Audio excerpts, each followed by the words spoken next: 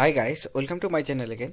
তো দেখো, চলে আসছে নতুন একটা ভিডিও নিয়ে। তো আজকের এই ভিডিওটা একটা খুবই গুরুত্বপূর্ণ, কারণ এই ক্ষেত্রে পশ্চিমবঙ্গে এটা আমরা বারবার জায়গাতে দেখছি যে লক্ষ্মী ভাণ্ডার যেমন দেওয়া হচ্ছে কর্মীদের, মানে সেখানে লক্ষ্মী ভাণ্ডারের কর্মীরা এখন আপাতত 1000 টাকা এবং 1200 টাকা করে পাচ্ছেন। ঠিক আছে, তো সেই ক্ষেত্রে যেটা বলা হচ্ছে যে লক্ষ্মী ভাণ্ডারের মতনই গণেশ ভাণ্ডার কিন্তু চালু হতে পারে।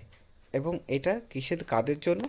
এটা কিন্তু সরাসরি পুরুষরা যারা রয়েছেন, পুরুষ যারা বেকার রয়েছেন, যারা তাদের জন্যই কিন্তু এই বেনিফিটটা চালু করতে পারে রাজ্য সরকার। এখন কোশ্চেনটি রইল, এটা আদৌ কি চালু করবে বা এটার কি কোনো রকম অফিসিয়ালি ঘোষণা করা হয়েছে কি না, এবং এটা যদি ভবিষ্যতে চালু করা হয় তাহলে পরে তোমাদের এখানে কারা কারা এটা বেনিফিটটা পাবে। কারণ সবচেয়ে গুরুত্বপূর্ণ এই বিষয়টি, এবং এটা কেন গুরুত্বপূর্ণ সেটাও আমি তোমাদের তুলে ধরার চেষ্টা করব। যে এটা মনে করো এমনি নয় যে তোমাদের গণেশ ভাণ্ডার দেওয়া হবে, এটা আদৌ সত্যি না, এটা ফেক নিউজ, এরকম কিন্তু নয়। টোটাল বিষয়টাকে আমরা ভিডিওতে আলোচনা করব যে এটা আদৌ তোমাদের চালু হওয়ার সম্ভাবনা কতটুকু রয়েছে, এবং চালু হলে কারা কারা এই বেনিফিটটা পাবেন। তো অবশ্যই তার জন্য ভিডিওটি শেষ পর্যন্ত দেখতে হবে। খুবই গুরুত্বপূর্ণ একটা বিষয় এখানে। তো যারা বেকার রয়েছে, যে সমস্ত ছেলেরা বা যে সমস্ত যারা যারা কাজ করছে, তাদের তাদের জন্য যদি এটা মহিলাদের শুধুমাত্র দেওয়া হচ্ছে, তো সেক্ষেত্রে যদি পুরুষদের ক্ষেত্রে এই বেনিফিটটা পাওয়া যায় তো অবশ্যই একটা বেনিফিট অবশ্যই হয়। তো সেক্ষেত্রে ডিটেলসে এই ভিডিওতে আলোচনা করব। তো ভিডিওটি শেষ পর্যন্ত দেখবে এবং দেখার পর নিজস্ব মতামত অবশ্যই জানাবে। আর যদি ভিডিওটা ভালো লাগে লাইক করবে, চ্যানেল নতুন থাকে চ্যানেলটিকে সাবস্ক্রাইব করবে এরকম ভিডিওগুলো সর্বপ্রথম পাওয়ার জন্য। তো চলো সমালোচনা করে মেন বিষয়টা ভিডিওতে আলোচনা করা যাক।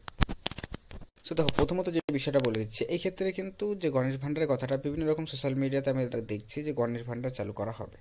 তো দেখো, এখনও পর্যন্ত তোমাদের যে বিষয়টা আমরা তুলে ধরার চেষ্টা করব যে কারা কারা বেনিফিটটা পাবে। প্রথমত যে পুরুষরা রয়েছে, সেম প্রসেস, ঠিক আছে। মানে লক্ষ্মী ভাণ্ডারের যেরকম নিয়মটা ছিল যে 18+, তোমাদের তোমাদের যে নিয়মটি ছিল যে 25 বছর হতে হবে, তো ঠিক তেমনই কিন্তু এখানেও সেম নিয়মই কিন্তু ফলো হবে। ঠিক আছে, মানে এখানে এটা নয় যে তোমাদের যে অন্য নিয়ম চালু হবে সেরকম নয়। লক্ষ্মী ভাণ্ডারের যে নিয়ম রয়েছে একদম সিমিলার টাইপেরই কিন্তু নিয়ম চালু হবে এখানে। শুধুমাত্র কি লক্ষ্মী ভাণ্ডার যেটা মহিলাদেরকে দেওয়া হতো, এবং এই ক্ষেত্রে গণেশ ভাণ্ডার কিন্তু যে পুরুষরা রয়েছেন তাদেরকে দেওয়া হবে। এখন এটার নামটা গণেশ ভাণ্ডার করা হবে কি হবে না, এই বিষয় নিয়েও একটা কিন্তু কোশ্চেন মার্ক রয়েছে। কারণ এখনও পর্যন্ত রাজ্য সরকার দ্বারা অফিসিয়ালি ঘোষণা করা হয়নি, বাট এটা চালু হওয়ার সম্ভাবনা কিন্তু প্রবল রয়েছে। বাট কবে চালু হতে পারে এটাও একটা ইম্পর্টেন্ট। দেখো, আপাতত চালু হওয়ার সম্ভাবনা নেই, কিন্তু সামনে যেহেতু 2026-এ যে ভোট রয়েছে, মানে সে পঞ্চায়েত ভোট রয়েছে, তো সেই পঞ্চায়েত ভোটের আগে কিন্তু এটা একটা বড় সড়ো চমক হতে পারে রাজ্য সরকারের। এবং এটা যদি তোমাদের রাজ্য সরকার চালু করে তাহলে ভোট ব্যাংকে কিন্তু অবশ্যই এটা বিশালভাবে করে কিন্তু এটার প্রভাব পড়বে।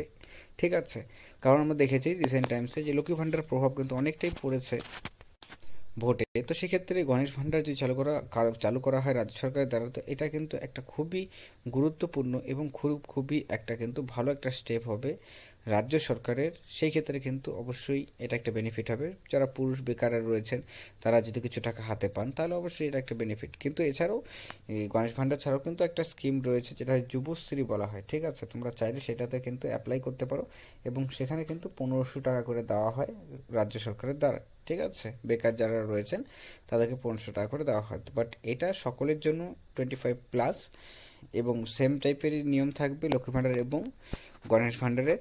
কিন্তু শুধুমাত্র মহিলা এবং পুরুষের মধ্যে ডিফারেন্সটা আমরা দেখতে পারবো। তো যাই হোক, আশা করি বুঝতে পারলে বিষয়টি, এবং সেক্ষেত্রে 2000 টাকা দেওয়া হতে পারে বা লক্ষ্মী ভাণ্ডারের মতন 1000-1200 টাকা করেও দেওয়া হতে পারে। বাট সম্ভাবনা কিন্তু প্রবল রয়েছে হবে, এবং সেটা আমি বলে দিলাম 2026-এ যে ভোট রয়েছে তার ভোটের আগেই কিন্তু এটা চালু হওয়ার পসিবিলিটি